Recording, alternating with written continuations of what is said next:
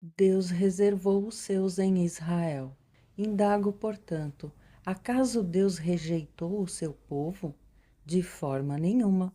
Ora, eu mesmo sou israelita, descendente de Abraão, da tribo de Benjamim.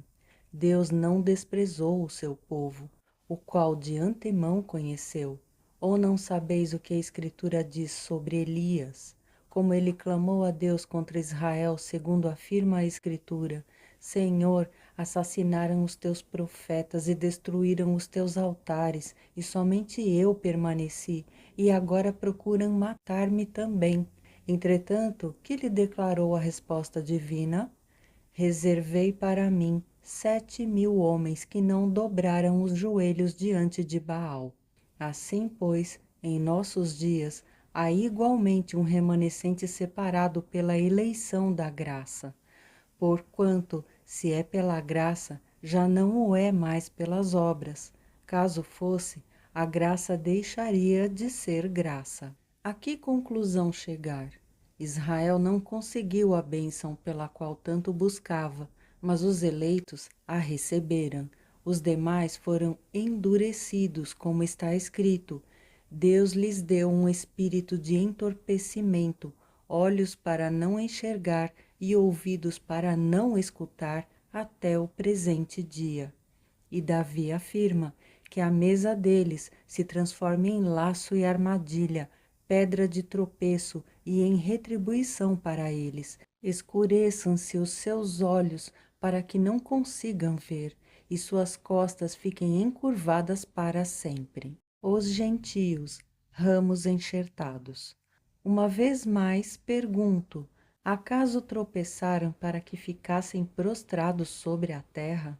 De forma alguma, antes pela sua transgressão veio a salvação para os gentios, para provocar ciúme em Israel. Contudo, se a transgressão deles constitui-se em riqueza para o mundo e o seu insucesso fortuna para os gentios, quanto mais significará a sua plenitude?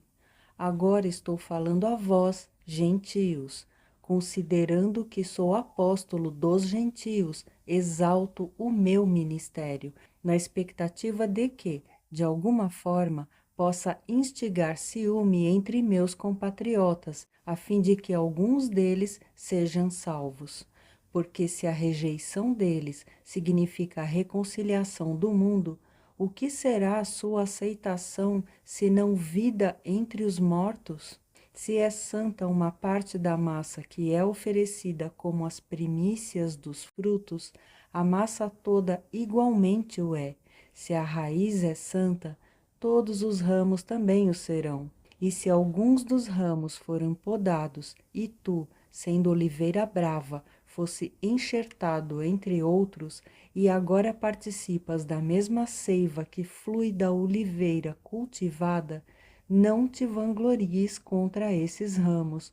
Porém, se o fizeres, recorda-te, pois, que não és tu que sustentas a raiz, mas sim a raiz a ti.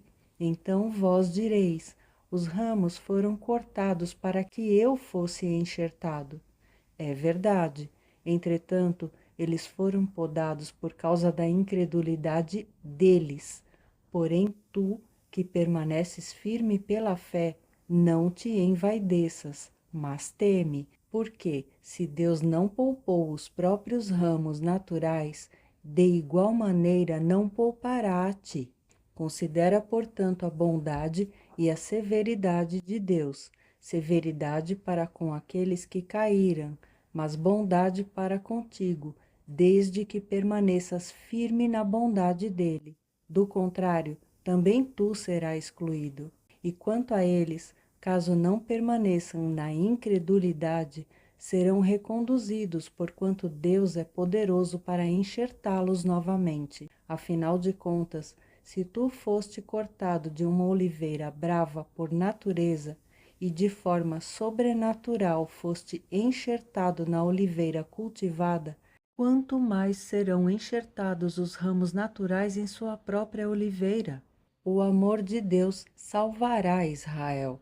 Irmãos, Não quero que ignoreis este mistério, para que não sejais presunçosos.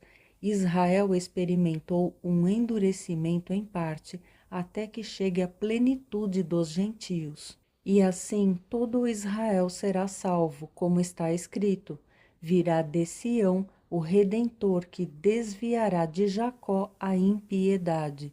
E esta é a minha aliança com eles, quando eu remover os seus pecados. Quanto ao Evangelho, eles são, na verdade, inimigos por causa de vós, mas quanto à eleição, amados por causa dos patriarcas, porque os dons e o chamado de Deus são irrevogáveis, pois assim como vós antigamente fostes desobedientes a Deus, mas agora alcançastes misericórdia em virtude da desobediência deles, assim também estes agora tornaram-se desobedientes, para também alcançarem misericórdia em virtude da misericórdia a vós demonstrada. Porquanto Deus colocou todos debaixo da desobediência, a fim de usar de misericórdia para com todos.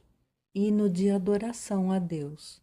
Ó profundidade da riqueza, da sabedoria e do conhecimento de Deus! Quão insondáveis são os seus juízos e quão inescrutáveis os seus caminhos! Pois quem conheceu a mente do Senhor? Quem se tornou seu conselheiro? Quem primeiro lhe deu alguma coisa para que ele lhe recompense? Porquanto dele, por ele e para ele são todas as coisas, a ele seja a glória perpetuamente. Amém.